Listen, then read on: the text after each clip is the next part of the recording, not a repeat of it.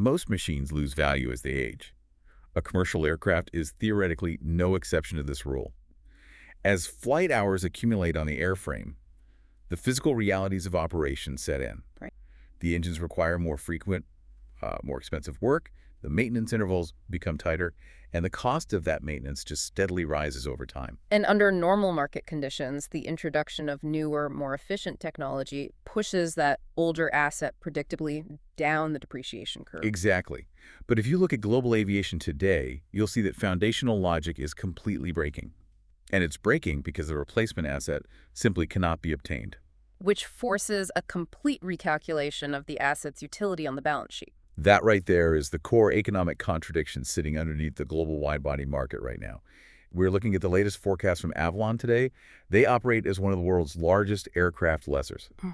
And they are projecting that shortages of large, long-haul aircraft are expected to persist well into the next decade. The structural deficit is quite severe.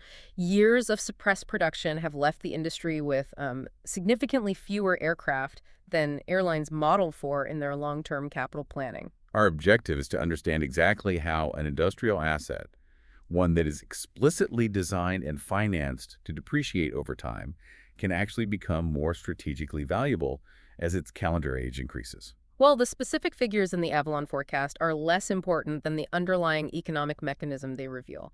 Depreciation in commercial aviation is never determined by age alone, even if standard accounting practices suggest otherwise. Right.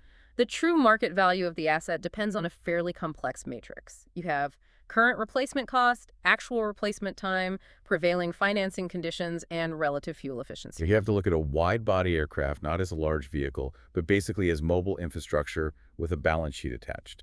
Let's follow that infrastructure thread for a moment, because if this wide-body capacity is so precious, I have to ask the obvious question. Why can't airlines just swap in a fleet of smaller, cheaper, narrow-body planes to do the exact same job? I mean, we see newer, long-range narrow bodies crossing oceans right now. They do cross oceans, but they solve a completely different structural problem. A narrow body is mathematically confined to thinner routes with lower overall passenger demand. A wide body, on the other hand, is engineered to move massive numbers of passengers across extended distances. And that volume is what matters. Right, because that sheer volume supports the inclusion of expansive premium cabins, the business and first-class seats.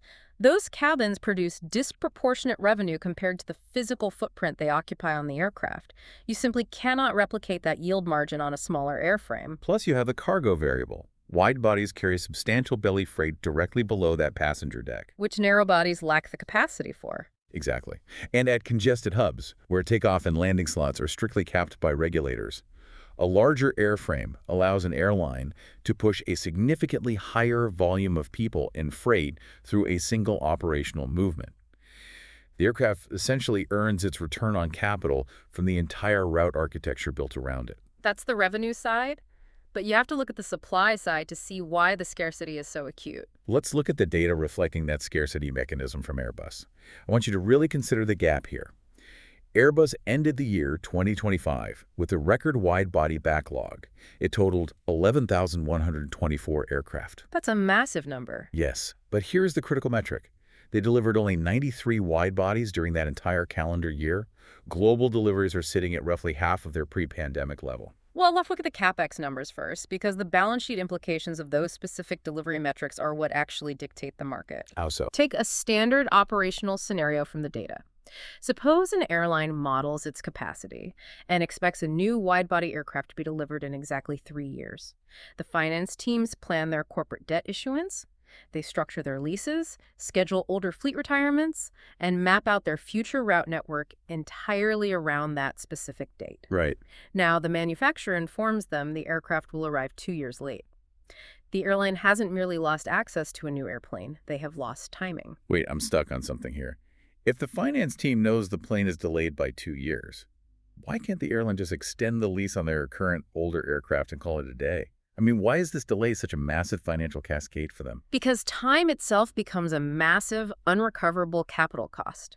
A 2-year delay forces that airline to push the older jet into another heavy maintenance cycle. And those aren't cheap. Not at all. Right. These are incredibly expensive overhauls they had explicitly planned to avoid. On top of that, yes, they have to renegotiate existing leases, but they are doing so in a very tight market, which means unfavorable short-term rates. So their costs spike immediately. Yes.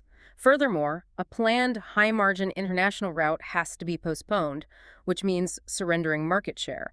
And crucially, the capital they already allocated for fleet replacement no longer produces the expected fuel efficiency savings. Which is exactly what alters the residual value curve of the existing fleet. Residual value is just the amount an aircraft might still be worth later in its life. Normally, as we discussed, time works aggressively against it. But acute scarcity reverses that pressure. Yes.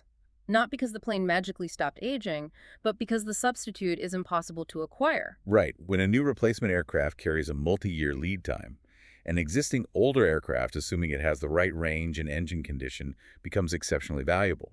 Scarcity doesn't repeal the laws of depreciation, but it absolutely changes the trajectory of the curve. And that reality leads directly into the manufacturing bottlenecks. The production of wide-body aircraft, like the A350 or the 787, can't be scaled up just by adjusting a dial at final assembly. The physical reality of the manufacturing process is incredibly rigid. It is. These assets depend heavily on highly complex inputs. We're talking about large carbon fiber structures, sophisticated avionics, and a deeply fragmented, globally distributed base of Tier 1 and Tier 2 suppliers. The engine constraint illustrates this perfectly. A modern, high-thrust turbofan engine contains materials specifically engineered to survive immense temperature variations and severe rotational loads. Right, and the supply chain required to build just that engine is a severe bottleneck. It requires precision castings, complex forgings, proprietary thermal coatings, and rigorous inspection capacity. That's a highly specialized process. Very much so. The most expensive asset in the entire production chain can be definitively controlled by its least replaceable input. You are waiting on continuous flows of specific raw materials: titanium, nickel alloys, carbon fiber composites. I often hear the argument from tech executives that emerging technology should be able to solve these industrial bottlenecks fairly quickly. I mean, can't software and artificial intelligence just optimize this supply chain and clear the backlog? That assumption requires a lot of skepticism. AI can certainly optimize a production scheduling algorithm, and computer vision improves the accuracy of physical inspections. Digital twins yield better predictive maintenance. That is all true. But software code cannot instantly physicalize and qualify a new high-pressure turbine component. It cannot conjure a fully certified, regulatory-compliant replacement supplier overnight. Physical aviation remains fundamentally anchored to physical engineering lead times. You simply cannot algorithm your way out of strict regulatory safety certifications. Which makes the industry highly sensitive to global trade policy and geopolitical friction. If you trace the geographic path of the components, a single wide-body jet contains parts whose production cycle crosses multiple international borders long before ever reaching final assembly in the US or Europe. Yes, the supply chain is completely globalized. The raw materials are extracted in one region, the heavy forging process takes place in a second country, and then the precision machining occurs in a third. So a wide-body aircraft is essentially a vast global trade network compressed into a single asset. That makes it acutely vulnerable to tariffs, export restrictions, customs friction, and maritime shipping delays. A trade dispute in one hemisphere can severely restrict aircraft output without ever directly touching the final assembly line in another. Exactly. Let's shift our focus to what happens when you move that asset from the factory floor onto the operational balance sheet of an airline. I want to examine operating costs, specifically energy, cargo, and airport scarcity. Returning to our delayed delivery scenario for a moment. The airline decides to pay the premium to keep the older aircraft flying because the route still generates positive cash flow and corporate travelers still rely on that schedule. Electing to keep the older aircraft flying does preserve the top-line revenue, but it forces a permanent shift in the underlying cost structure. Older aircraft fundamentally lack the fuel efficiency of new generation equipment. And that compounds quickly. It does. Think of it in practical terms. If you operate a 12-hour intercontinental mission, the mathematical difference in fuel burn between an older jet and a new one compounds massively. It's not a marginal difference like you would see on a short domestic hop. The fuel penalty becomes the dominant operational expense. Because of that compounding effect, jet fuel effectively becomes a core component of the aircraft's valuation. In an environment where fuel is cheap, an airline tolerates the inefficiency of older equipment. But when energy prices rise, the mathematical economics of replacement strengthen dramatically. An aircraft functionally operates as a long-duration energy hedge for the airline. And the cargo equation makes that valuation model even richer. As we noted, wide-body aircraft designed for passenger service carry substantial freight volumes in their lower holds. Belly capacity is a structurally vital segment of the global air cargo supply chain. This creates a dual-market revenue profile. A single wide-body generates distinct cash flows from two entirely separate markets simultaneously. You have passengers upstairs and freight downstairs. And the type of freight dictates the yield. Cargo, like semiconductor shipments or temperature-controlled pharmaceuticals, doesn't value physical aircraft capacity the way a tourist values a middle seat. Right. For time-sensitive industrial cargo, the speed of transit itself holds immense economic value, which heavily subsidizes the overall operating economics of the aircraft. Then you add the third layer of valuation, monetizing airport slots. The most constrained asset of all. Indeed. At highly congested Tier 1 international hubs, airlines are legally prevented from adding another departure to their schedule. The scarce asset is the slot, not the passenger demand. So by placing a larger wide-body aircraft into that constrained slot, the airline pushes more total passengers, more premium seats, and more freight through a single takeoff movement. Aircraft scarcity intersects perfectly with airport scarcity, mathematically strengthening the competitive advantage of the carrier that already possesses both. Which brings us to how these assets are financed. This complex valuation environment is where capital flows, currency risks, and the strategic power of aircraft lessors take over the market structure. Right. A wide-body aircraft requires a massive upfront capital commitment. Many airlines rely on leasing structures to preserve operational flexibility and avoid concentrating corporate capital into a single depreciating asset class. The theory of the lease is straightforward. The lessor finances the acquisition of the aircraft, absorbs the residual value risk, and rents the available capacity to the airline. But the power dynamic shifts depending on the cycle. Yes. During periods when new aircraft are easily available, the airline holds leverage because they have multiple alternatives. But when manufacturer delivery slots stretch far into the future, the dynamic flips entirely. Existing, currently operating aircraft and near-term delivery positions become exceptionally valuable negotiating assets. Looking again at the Avolon data, Airbus and Boeing backlogs now extend beyond 11 years across specific parts of the wide-body market. That duration grants immense strategic leverage to lessors holding near-term delivery positions. We do need to apply some friction to that premise, though. Operational scarcity doesn't automatically render every lessor profitable. Why not? The demand is clearly there. Because lessors have to finance their own operations. Their internal economics are exposed to macroeconomic variables prevailing interest rates, credit spreads, and the solvency of their airline clients. The cost of capital. Exactly. If you're a lessor charging top dollar to rent out a plane today, but you had to borrow money at sky-high interest rates to buy that plane in the first place, those giant rent checks are just flowing right out the back door to service your own debt. That makes sense. The ultimate strategic winner isn't simply the entity holding the aircraft. It's the entity holding the aircraft combined with the balance sheet flexibility to weather the financing costs. We also have to factor in the hidden costs embedded in currency fluctuations. Aircraft financing and global leasing contracts are overwhelmingly dollar-linked, which creates a significant mismatch for many operators. Right. If you are an international airline collecting passenger revenue in your local currency, and that currency weakens against the US dollar, your aircraft becomes functionally much more expensive to operate. The underlying dollar-denominated lease rate hasn't changed a single cent, but your localized cost skyrockets. And that currency mismatch is really just the beginning of the hidden costs. You have to layer on the rising cost of aviation insurance, fuel hedging strategies, mandatory cash allocations for maintenance reserves, and compounding interest expense. It adds up fast. When you aggregate these variables, the initial purchase price tells you surprisingly little about the true full-cycle economic cost of operating a wide body.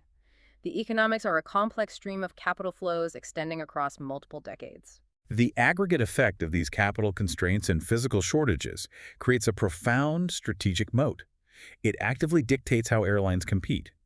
A carrier with a young, long-haul fleet and secured future deliveries can aggressively deploy capacity precisely when market demand appears. They can shift larger aircraft to their most profitable routes or physically expand premium cabins to capture higher yields.